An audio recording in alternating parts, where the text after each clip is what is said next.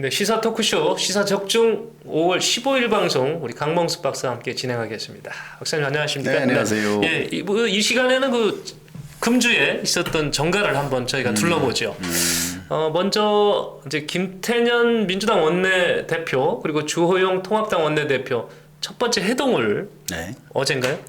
어제 하셨죠. 어제 했죠. 네, 네. 근데 딱 하자마자 두 분이 비슷한 얘기를 하더라고요. 뭐 김태년 원내대표는 국민께서 기대하는 국회를 만들겠다. 주호영 통합당 대표는 국민들로부터 존경받는 국회를 만들겠다. 그렇죠. 뭐 이렇게 비슷한 단어를 썼는데 달라지는 거예요? 어떻게 되는 거예요? 두고 봐야죠. 근데 어찌 됐건 두 분이 우리가 여러 차례 말씀드린 것처럼 두 분의 여러 가지 뭐 성품이나 정치적 그 역정이나 이런 걸 봤을 때 이런 얘기 하실 분들이죠. 분들이고 이렇게 말을 할 줄 아는데, 근데 그리고 이제 이분들은 지금 이번 총선에서 드러난 민심에 대해서 충분히 인식하고 있다고 봐야죠. 근데 하지만 이제 어제 같은 경우는 첫 회동인 거고 그래서 첫 원내대표 회동에 쏠리는 국민의 관심, 언론의 관심을 감안해서 충분히 정답을 생각해서 정답을 발표하신 자리고 앞으로 진짜는 이제 앞으로가 더 중요한 거죠. 그리고 어제 끄트머리에 나온 내용 중에 나온 이제 그 주요 현안에 대한 것들이 어떻게 실제로 그 협상이 진행되는지를 보고 나면 이분들이 하신 말씀이 실제가 될지 잘못하면 그냥 안타깝지만 그냥 말로만 남을지가 판단되지 않겠나 싶습니다. 되게 천모인들 이렇게 보면은 좋은 파트너다 이런 얘기를 많이들 하셔서 우리가 여러 번 그런 얘기를 들었잖아. 그래서 이번 좀 달랐으면 좋겠어요, 진짜로. 혹시 4년 전에 그 20대 국회의원 선거 끝나고 새로 원내대표가 뽑히고 만났어요. 그때 원내대표가 누군지 그때 기억이 안 나네요. 무슨 맛이 기억나시네? 아니 비슷한 얘기 아니었을까요? 얘기는 비슷했고요. 20대 국회 첫 원내대표는 당시에 새누리당은 정진석 의원님, 그다음에 민주당은 우상호 의원, 그다음에 국민의당은 박지원 의원 그랬습니다. 그때 국민의당이 있었네. 그러니까 그때 일이 지금 4년 전인데 까마득하잖아요. 그렇네요. 4년 뒤 가면 또 이런 얘기 할 수도 있습니다. 네, 여하튼 첫 번째 회동을 해서 사실 민주당이 조금 이게 좀 빨리 만나려고 했던 것 같아요. 어떤 이 당면 과제가 있었나 보죠? 당면 과제죠. 어쨌든 180석의 절대 권력을 쥐게 됐는데. 지금부터는 뭐 핑계가 없어요. 뭐 야당이 협조를 안 해서라고 얘기하기는 지금 뭐 의석수가 너무 차이가 나고 그리고 지금 당장 뭔가 실적을 보여줘야 되는 상황이고 코로나는 코로나지만 코로나 가지고 뭐 1년 내내 갈 수는 없어요. 경제도 챙겨야 되고 여러 가지 현안들 그다음에 포스트 코로나라고 하는 이후의 국제 질서, 국제 경제 속에서 대한민국 경제 대한민국의 위상 이런 것들을 이제 정립하려면 정부 여당으로서는 지금 약간 좀 부담이 많이 될 겁니다. 그런 점에서 좀 서두르고 아마 속내는 이제 아마 그 추경이 제일 삼차 추경. 핵심이 아니었을까 싶습니다. 뭐 이날 여튼 20대 국회 마지막 본회의를 다시 열겠다 이렇게 합의를 한 것 같고요. 뭐 세부안은 곧 발표될 것 같긴 한데 하여튼 우리가 주간 정가 산책 첫 번째 뉴스로 꼭지 뉴스로 한번 두 원내대표의 첫 번째 회동을 소개했습니다. 두 번째 꼭지를 한번 좀 제가 박사님하고 제가 배경을 좀 알듯말듯해서 문재인 대통령이 비례정당이죠 열린민주당의 최강욱 대표한테 전화를 했어요. 축하 전화를 하셨죠. 축하 전화를 한 거죠. 이 당에 굳이 물론 이제 김태년 원내대표는 다 전화를 했겠죠. 김태년 원내대표하고만 통화를 했다고 알려졌습니다. 근데 열린민주당 비례정당인데요. 그래서 비례정당에 대한 논란이 있는 상황에서 전화까지 했어요. 뭐 여러 가지 얘기가 지금 있죠. 그러니까 예를 들어서 왜 했냐? 최강욱 당선자가 뭐 대표가 됐기 때문에 했다. 그러면은 예를 들어서 뭐 총선 이후에 민주당이나 뭐 야당인 뭐 미래통합당이나 뭐 정의당이나 이런데 뭐 당에다가 전화를 한 적이 있느냐 뭐 공개가 안 됐을 수는 있습니다만은 뭐 언론 보도상으로는 못 봤습니다. 그렇습니다. 그리고 뭐 청와대 당은 다르지만 청와대 출신이어서 전화를 했다라고 하기에는 청와대 출신으로 당선되신 분이 거의 20명 가까이 되시는데 아마 그것도 지금 처음 아닌가 싶고 뭔가 이유가 있을 텐데 사실은 대통령이나 청와대에서 어떤 그 생각과 계획을 가지고 한 행동이 더군다나 대통령의 행동이 바로 그냥 그 속내가 읽히는 것도 좀 우습죠. 그래서 아마 그래서 여러 가지 해석의 여지가 많고 아마 그렇게 다양하게 해석해서 알아서 좀 판단해서 행동하라. 이후 후속 행동을 좀 진행해라 하는 그런 뜻일 텐데 아마 모르긴 몰라도 제가 볼 때는 이게 저 민주당 원내대표 선거 결과와 관련이 있고 또 그 더불어시민당과 민주당의 합당 문제와도 좀 관련이 있지 않겠나 싶은 생각이 있습니다. 예, 합당. 원내대표 선출부터 봐야 되겠죠. 예. 향후 여권 그 재편과 관련된 주문이 섞여 있다고 봐야 되지 않겠나. 그러니까 아주 그냥 피상적으로 해석을 하면 다시 말씀드리면 네. 그 민주당의 원내대표 선거 결과에 대해서 한번 짚은 걸 수 있고 두 번째는 향후 여권 재편과 관련돼서 어떤 방향에 대한 암시를 주신 거 아닌가 이런 생각을 해봅니다. 그러면 지금 그 김태년 원내대표보다는 최강욱 당대표가 청와대의 입김이나 입장을 더 잘 수용해서 진행할 수 있다 이렇게 볼 수 있는 건가요? 그거는 뭐 그거는 쉽지는 않을 거예요. 왜냐하면 저 아시다시피 3석짜리 그 군소 정당인데 중요한 거는 이제 최강욱 당선자나 열린민주당의 성향과 위상에 관련된 거죠. 그러니까 쉽게 얘기하면 이제 이런 것까지 볼 수 있어요. 이제 어찌됐건 총선이 끝났고 집권 3년 차를 넘어서서 이제는 아마 이제 하산을 준비해야 되는 권력의 하산을 준비해야 되는 시기에 있어서 어쩔 수 없이 오는 게 그 원심력입니다. 튕겨져 나가는 거예요. 그때 우리가 민주당 원내대표 선거를 지켜보면서 이거 좀 봐야 된다. 몇 석씩 나올 거냐 했는데 총력전이었다 했는데 10표 차이로 하여간에 김태년 의원이 원내대표가 됐어요. 무슨 얘기냐? 전해철 의원이 좀 되지 않겠냐는 이제 전망이 있었음에도 불구하고 그렇죠. 그러니까 결국은 이게 당이 청와대의 강력한 그립으로부터 좀 벗어나려는 거 그러니까 당과 청와대 사이에 약간의 원심력이 작용하는 거 아닌가 싶은 생각들을 하는데 그거에 대해서 이런 식으로 이제 그 대응이 나온 거 아닌가라고 볼 수 있다는 거죠. 근데 실제로 잠깐만 왜냐면은 그 이제 현재 21대 국의원들 특히 민주당 의원들은 적어도 문재인 대통령이 대통령을 하시는 동안에 다시 공천 받을 일이 없어요. 그렇죠. 4월 14일까지는 당선이 확정되기 전까지는 그 청와대 눈치를 엄청 봤어야 될 수도 있었지만 이제는 다시 공천을 행사할 공천에 영향을 미칠 상황이 안 올 거기 때문에 4년 뒤에 공천하실 분의 눈치를 지금부터 살필 필요가 있지 않겠어요? 그렇다는 게 이제 현재 권력과 미래 권력 간의 약간의 갈등인데 결국은 저는 민주당이 뭐 이런저런 그 선거 직후부터 이제 약간의 조짐들이 보이는 게 그 분화 과정을 거칠 거고 이 문재인 대통령을 중심으로 한 강고한 친문 연대는 흩어지면서 정말 친이 세력이라고 할 수 있는 정말 친문? 진문이라고 해요. 남고 뭐 친문이었지만 약간 좀 거리가 두는 이런 식으로 이제 분화가 될 거예요. 근데 이제 끊임없이 선거를 하면서도 이해찬 대표, 그다음에 양정철 민주연구원 부원장, 이근영 전략기획위원장 같으면은 끊임없이 어떤 입장을 밝혔어요. 그 조국과의 거리. 당연히 그러니까 민주당은 우리 둘째 아들이 아니다라는 거였고. 근데 청와대는 그때 아무 얘기 안 했어요. 안 했는데 그게 동의해서 안 했던 건지 그건 아닌데 괜히 청와대하고 당 지도부가 다른 얘기하면 저거 뭐지 하는 식으로 국민들이 좀 헷갈릴까 봐 일부러 말을 안 한 것 같은데 야 니네 끝나고 나니까 당 지도부는 끊임없이 우리는 더불어시민당이 우리 가족이고 열린민주당은 우리 적자도 아니고 모두 아니다 라고 계속 입장을 강하니까 전화를 해버린 거죠.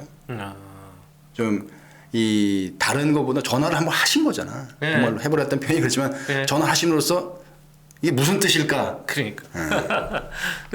여하튼 힘 받을 것 같아요. 그래서 그런지 최강욱 당대표가 이런 얘기를 했어요. 의미 있는 개혁에 앞장서겠다? 지치지 않을 것. 근데 지치지 않을 거다니까 조국 그 전 장관이 법정에 출두하면서 했던 단어하고 똑같은 거야. 지치지 않고 싸울 것 그랬단 말이에요. 그래서 두 분이 같이 근무해서 그런가 쓰는 단어도 비슷해. 그러니까 지금 여기 이런 상황에서 대통령까지 전화를 딱 하니까 뭐 분명히 힘을 실어 주신 힘을 거죠. 실어 그렇게 봐야겠죠. 그리고 이제 이걸 우리가 좀 이것도 우리가 좀 나눠볼 필요가 있는 게 과연 그 대통령이나 그 지금 저 청와대 권력 핵심에서 조국 전 장관이 무슨 의미일까를 한번 생각해 볼 필요가 있어요. 예. 아직도 뭐 유용할까요? 아직도 잘 털고 닦아내고 하면은 그 차기 대통령 후보로 중에 하나로 여전히 유용하다고 볼까요? 그렇지는 않을 것 제가 같은데. 보기엔 버릴 수가 없어서 그냥 안고 예. 가는 거지. 예. 이것도 우리가 지금 저 서초동이나 이 예. 바깥에서 그 조국 수호를 외치는 분들이 조국 장관을 너무 사랑해서 예. 양반 아니면 대한민국이 망할 것 같아서라기보다는 그 뒤에는 결국은 문재인 사수입니다. 그러니까 대통령을 흠집내거나 대통령의 권력 권한이 위협받는 상황을 막기 위해서 그거를 조국이라고 하는 성문을 애써 싸우는 거지. 예. 성의 이름은 문재인 성이에요. 그러니까 조국 대통령이라고 할 뻔했어. 지금 큰일 날 뻔했다. 조국 장관이 그 출두하던 날 차를 이렇게 물티슈로 닦는 모습이 있었잖아요. 몇 분의 그 지지자들께서 그분들의 행태는 고까지지 이걸 확대해서 할 필요는 없겠네요. 아니 그분들은 진심일 수도 있고요. 예. 근데 제가 말씀드린 거는 조국 수호를 외치는 사람들이 전부 그 마음 속에 조국을 사랑하는 마음, 예. 조국을 지켜야 되겠다는 마음이 가득 차서 그게 막 활화산처럼 이렇게 막 타오르는 게 아니고 예. 더 큰 덩어리는 문재인 대통령에 대한 사랑과 문재인 대통령을 지지하겠다는 마음인 거예요. 예. 단지 문재인 대통령을 지키는 싸움이 그때는 조국이라고 하는 남쪽 문인지 동쪽 문인지 그 예. 성문에서 싸움이 벌어진 것 뿐이죠. 우리가 예. 성문을 지키는 게 성을 지키는 거지 성문만을 지키기 위해서 우리가 성문에서 싸우지는 않잖아요. 알겠습니다. 두 번째 꼭지는 우리 문재인 대통령이 최강욱 열린 민주당 당대표한테 전화했던 배경을 한번 분석을 해봤습니다. 다음은 홍준표 지금 현재 무소속 의원으로 이제 당선된 홍준표 전 새누리당 당대표 자유한국당 대표. 자유한국당이었나요? 네. 예, 자유한국당 당대표 얘기를 좀 해보겠습니다. 주호영 원내대표가 홍준표 그 당선인의 복당 얘기를 했나요? 분위기가 좀 잡혀가고 있다고 지금 나오고 있거든요. 관련된 보도도 있죠. 예, 저렇게 지금 보면 주호영 지도부 저건 적었네. 네, 지도부에 홍준표의 그 퀴즈로 알려져 있는 그 배현진 당선인을 대변인으로 원내대변으로 임명하는 등 홍준표 사람들을 이렇게 밀착해서 배치한 거를 놓고 해석한 것 같은데요. 또 얼마 전에 그 주호영 그 원내대표의 부친상에도 홍준표 전 당대표가 참 가셔서 문상도 하신 것 같아요. 분위기 좋았던 것 같은데. 남의실 상가집의 분위기 그런 게 아니라 복당 됩니까? 뭐 그거야 뭐 할 수 없죠. 근데 이제 그런 거를 떠나서라도 바로 옆지역구예요. 예. 우리 주호영 원내대표 옆지역구. 그럼요. 그 가불 지역구이기 때문에 가까이 있는 거고 또 두 분 다 이제 TK 출신이고 홍준표 전 대표께서도 본인은 TK 출신이라고 했잖아요. 예. 그리고 이제 실제로 영남고등학교를 나오신 분이고 그리고 그 전부터 사실은 그 이명박 정부 시절에 두 분 다 이명박 그 대통령과의 어떤 관계, 흔히 말하는 이제 친이계로 분류될 수 있는 사람들이고 같이 일도 많이 했죠. 여러 가지 뭐 두 분이 뭐 처음 아는 사이도 아니고 여러 가지 공통점이나 같이 공유하는 기억, 그다음에 서로에 더 너무 잘 아는 분들이기 때문에 아마 그 김종인 비대위에 대해서 보였던 반감과는 당연히 다른 호의적인 게 나오는 거고 그게 뭐 반드시 뭐 복당 연결된다라고 보는 건 아니지만 또 이제 그런 쪽으로 보면 이제 긍정적으로 해석할 만한 신호들이 많죠. 그러고 보면은 홍준표 전 대표의 복당 문제, 뭐 김문성 전 대표의 뭐 킹메이커론에 대한 뭐 기사가 뜬다든지 그다음에 한국당이 그 미래한국당이죠. 미래한국당이 미래통합당과의 통합을 약간 이렇게 좀 미루는 듯한 뭐 이런 인상을 줬던 것들이 결국 하나로 다 묶이는 겁니다. 그 조금 한 단계 밑으로 내려가서 보면 여전히 향후 당의 주도권을 두고 그 주요 중진 주요 계파 간에 그 보이지 않는 대결과 갈등이 있는 거고 그런 것들이 이게 툭툭 나오는 겁니다. 크게 보면 뭐 그 사실상 그 공천 과정에서부터 친박계, 뭐 친황계라고 할까 이쪽 분들이 좀 밀려나면서 이제 범친이계랄지 비박계랄지 네. 뭐 이런 분들이 이제 주도권을 쥐고 공천도 했고 선거 결과도 그렇게 된 측면이 있죠. 그다음에 TK조차도 다수가 됐는데 거기도 뭐 굳이 이제 뭐 친이 친박은 안 가리지만 거기서 이제 주도하시는 분들 성향도 과거에 뭐 친박 일색의 그런 모습은 또 아니죠. 근데 그럼에도 불구하고 남아 있는 그 과거 친박으로 분류되는 그다음에 친 황교안 대표 진영 분들이 지금 여전히 있기 때문에 그분들은 나름대로 이제 뭔가 그 자기들의 그 위상과 그 권한, 힘을 좀 이렇게 온전하거나 인정받고 싶어 하시죠. 아마 어쩌면은 미래한국당이 미래통합당과의 통합을 서두르지 않았던 배경에도 그런 게 있지 않았을까. 사실상 미래한국당의 그 비례대표 공천은 그 우리 한선교 그 전 대표하고 공병호 전 미래한국당 공관위원장이 주도했던 것을 황교안 대표가 개입하면서 어느 정도 이렇게 좀 많이 흔들렸죠. 흔들리고 이제 황교안 대표와 가까운 분들이 몇 분이 공천을 받았다 이런 식의 평가도 있었는데 그렇게 된다면 이제 그 미래한국당을 황교안 대표의 정계 복귀와 연결시켜서까지 보는 시각도 있어요. 그리고 이제 여러 가지로 볼 때 그 TK 지역은 저 미래통합당을 포함한 이 보수 진영의 사실은 이제 본인들이 이제 본산인데 위상이 많이 좀 약화됐다라고 하는 게 있기 때문에 TK가 한번 뭉쳐보자라는 것도 있고 또 사실상 같은 영남권이지만 TK 지역하고 PK 지역은 보이지 않는 또 경쟁 관계가 있어요. 그리고 이제 여야를 막론하고 그 뭐 현재 문재인 대통령이나 그 주변에 하는 분들이 PK 출신이잖아요. 그렇죠. 그다음에 이제 뭐 김무성 전 대표나 우리 뭐 김세연 의원, 뭐 우리 저 김용호 전 국회의장을 포함해서 최근에 어떤 발언권이 있는 그 미래통합당의 의원들 보면 되게 또 PK 부산 출신들이 많아요.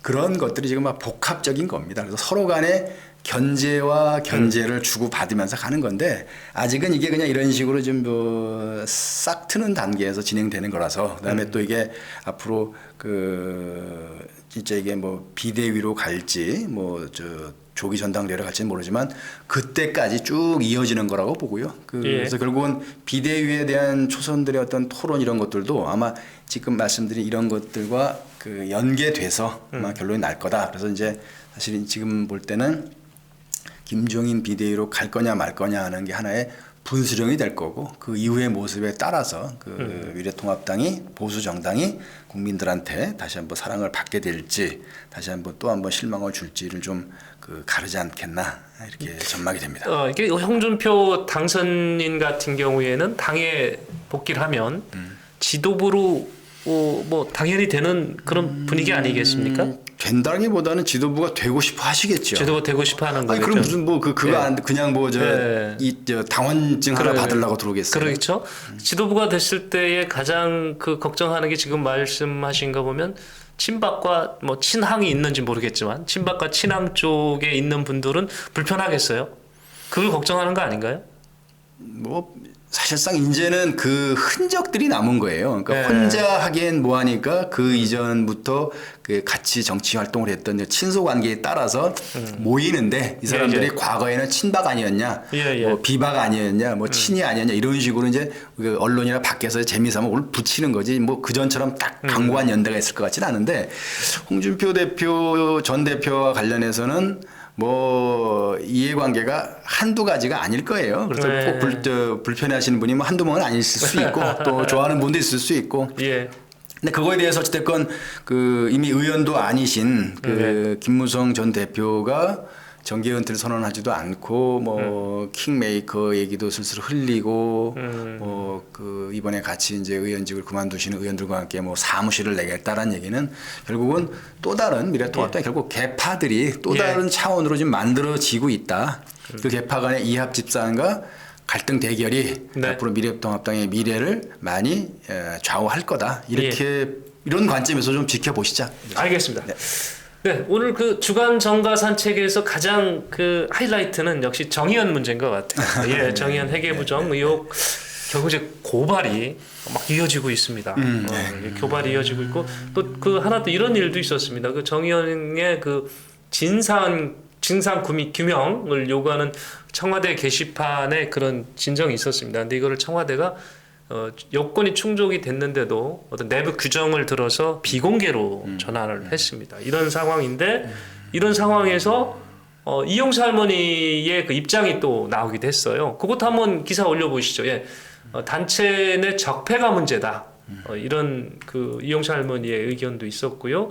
또 윤미향 당선인의 개인 계좌 모금 사실도 드러나고 또 좀 많이 복잡해지고 있습니다. 예. 진영 간 논리도 또 심해지고 있고. 예. 조금 더 복잡해질 것 같고요. 예, 예. 진영 대결 양상도 조금 더 깊어질 것 같고 이미 예, 이제 어젠가요 그 민주당 당선자 국회의원들이 뭐 16분인가가 네네. 연대 서명을 해서 이건 친일 세력의 뭐 공격이다. 친일 세력의 공격으로 규정을 해버렸어요. 공격으로 예. 전쟁 났네. 그러니까 이게 이제 안타까운 거는 예. 이게 사실은 어느 쪽으로 결론이 나도 상처가 클 것 같아요. 아, 예. 그리고 우리가 이제 뭐 어느 정치적 입장에서 보면은 이게 사실은 그 아주 날카로운 칼이거든요. 국내 네. 정치에 있어서도 한번 말씀드린 적이 있는 것 같은데 국내 정치에 있어서 반일 논란은 그 국민적 합의나 지지를 끌어내는데 아주 유용한 어젠다, 유용하다기보다는 아주 강력한 어젠다였고 그 반일 이슈 중에 사실은 이 위안부 문제야말로 이거는 반인륜적인 범죄이기 때문에 누가 이의를 달 수 없는 네. 뭐 명백한 문제거든요. 그러다 보니까 이 종군 위안부 문제가 국내 정치에 미친 영향이 컸단 말이죠. 예. 근데 이게 대해서 그 기반이나 정당성이 흔들리거나 의심받는 상황이 되면 국내 정치로도 문제이고 우리가 늘 걱정하는 것처럼 대일 관계, 그 대외 관계에 있어서도 참 우리가 좀 약간 낭패를 볼 수가 있어요. 그러니까 이게 잘못해서 저는 걱정되는 게 정말 이게 좀 나쁜 일이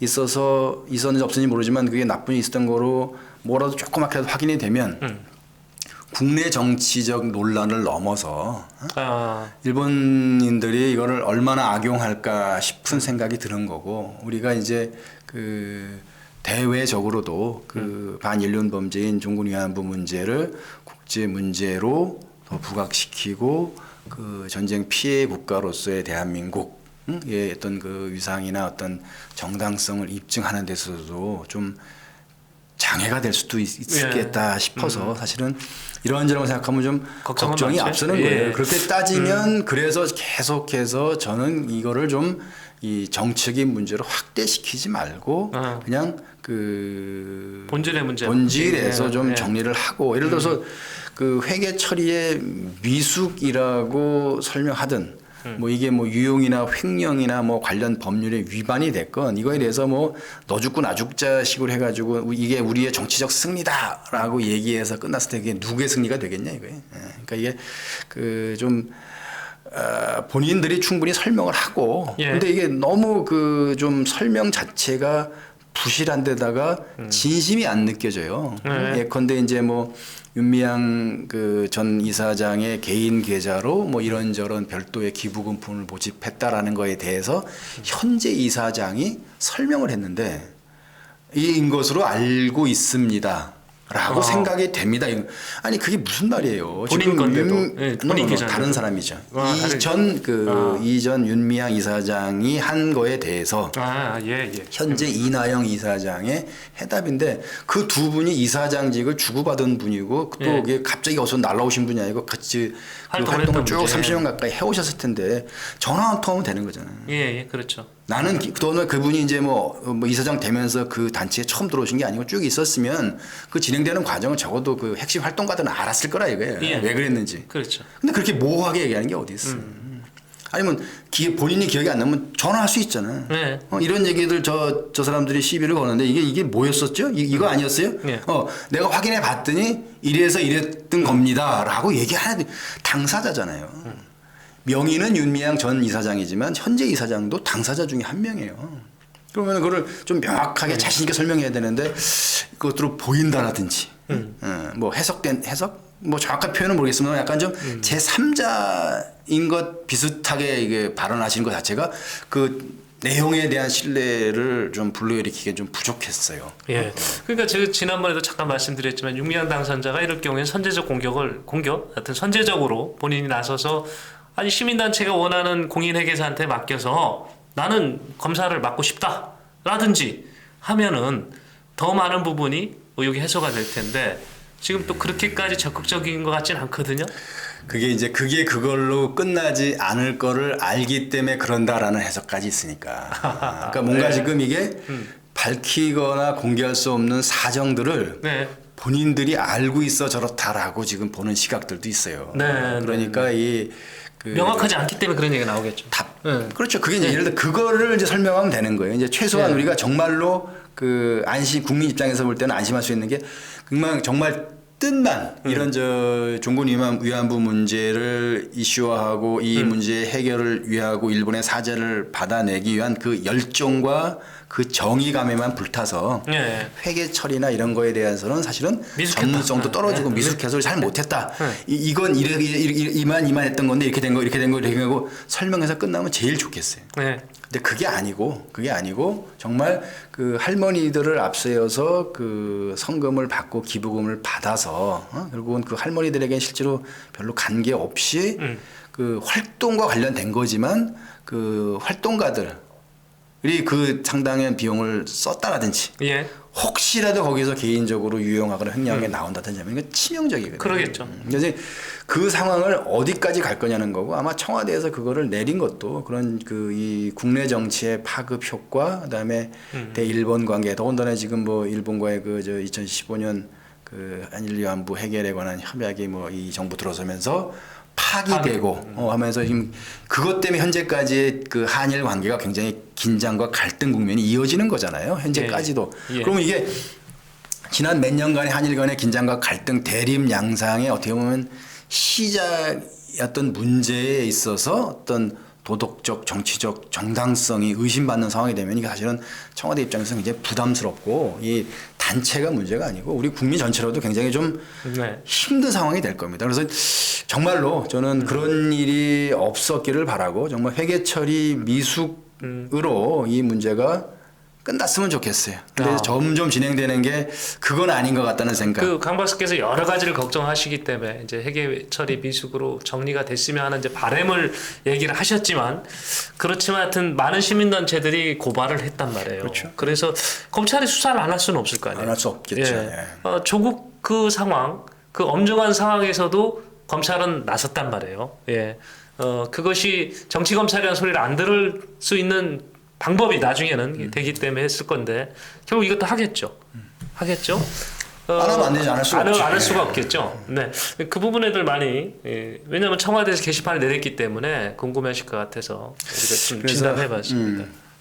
최강욱 당선자한테 전화를 왜 했냐? 또 여기까지 연결시켜서 보는 해석들도 있어요. 그렇습니까? 저희는 이제 이 정가 산책은 이렇게 훑어만 지나가는 코너로 좀 하고 싶어서 여기까지만 하겠습니다.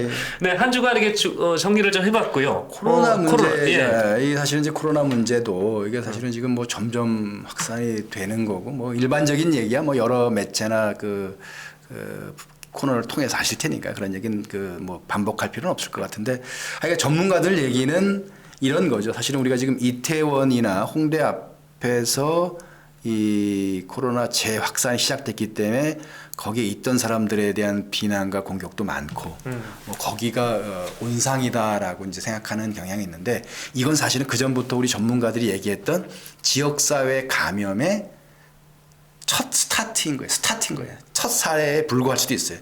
두 번째, 세 번째 사례가 나올 수도 있는데, 무슨 얘기냐면 누가 그 바이러스를 갖고 있는지를 확인이 안 되는 상황이에요. 그렇죠. 단지 그 시간 그 자리에 그 젊은 친구들이 그 작은 공간에 너무 많이 들어와 있고 젊은 사람들의 그 특성상 역동적이고 자기들은 증상 없이 무증상 감염 상태에서 바이러스의 배출량은 훨씬 많았던 뭐 그런 불운이 겹친 건데, 이게 어찌 보면 이게 우연과 불운의 연속일 수도 있는데, 이 우연과 불운이 단지 이태원과 홍대 앞과 20, 30대 젊은 사람들에 국한되지 않을 거다 이거죠. 그래서 예. 사실은 이 지역사회 감염이 조금 더 확산될 수 있다라는 우려가 있는 거고, 그러면 이제 그 다음에 어떻게 할 거야? 만약에 제3회 이거 뭐 이렇게 그걸 기다린다거나 하는 뭐 제가 기다리는 것도 아니고 괜히 이제 말을 좀 부정타는 말을 하는 것도 아니지만 다음번에 예를 들어서 무슨 40대들이 어디서 이렇게 막 이렇게 확산시켰다. 그럼 또 40대 욕할 거예요? 제 얘기는 뭐냐면 이제 우리가 좀 냉정하게 보는 거는 그 어찌됐건 이 재확산 직전에 그 여러 가지 여건이나 사회 분위기상 이게 바이러스와의 전쟁에서 전투에서 우리가 거의 승기를 잡고 마무리되는 단계고 감염자도 발생하지 않고 그래서 다시 이제 일상 생활 방역을 통해서 일상으로 그냥 대충 돌아갈 수 있겠다라고 하는 우리들의 마음 자세가 흐트러지고 정부의 대응도 약간 그쪽으로 갔던 거에 대한 결과이고 뭐 가해자로 뭐 분류될 뭐 저 낙인 찍힐 수도 있습니다만은 그걸 옮기는 그 사람들도 따지고 네. 보면 피해자 그 사람들이 자기들이 바이러스를 만든 건 아니잖아요. 그렇죠. 일부러 네. 가서 퍼뜨린 네. 것도 아니고 근데 그게 거기가 전부가 아닐 거라는 인식을 가지고 정부도 조금 냉정하게 그다음에 현실적으로 좀 보수적으로 이 문제를 좀 봤으면 좋겠다. 그래서 당장 뭐 시작된다는 학교 개학 문제부터 시작해서 우리가 정말 신경 써야 될 게 많습니다. 이럴 때일수록 정말로 냉정할 필요가 있어요. 누구를 비난함으로 인해 가지고 현재 뭐 이 분노와 불안감을 해소할 수는 있겠지만 누군가를 욕하고 그들이 어떤 뭐 그걸 뭘 가했다고 해가지고 상황은 해결되지 않아요. 예. 왜냐면 코로나는 우리 모든 국민이 함께 해결하고 대처해야 될 그런 질환인 것 같습니다. 주간 정가 산책 저희가 첫 번째로 한번 해봤는데요. 저희 처음에 시작은 짧게 갈 줄 알았는데 점검해야 될 부분이 너무 많아서 좀 길어졌습니다. 하여튼 다음 시간에 또 좀 정비를 해서 좋은 소식 많이 전해드리도록 하겠습니다. 자, 1부 순서 여기서 마치겠습니다. 고생하셨습니다. 네, 고맙습니다. 네.